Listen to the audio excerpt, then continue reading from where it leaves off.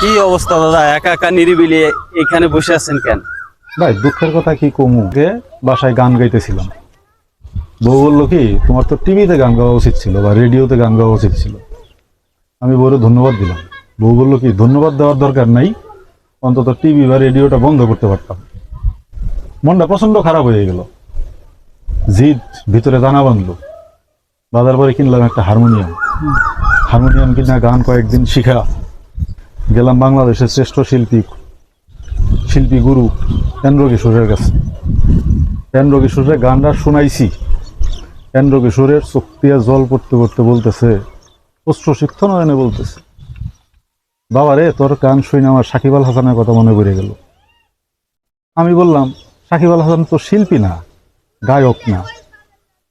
তো কেন্দ্র কিশোর আমার রাগ করে বলতেছে, তুই কি বেটা গায়ক? মনটা আরো খারাপ হয়ে গেল। গেলাম এক সঙ্গীত প্রতিযোগিতায়, আমার নাম্বার 1 নম্বরেই আসছিল।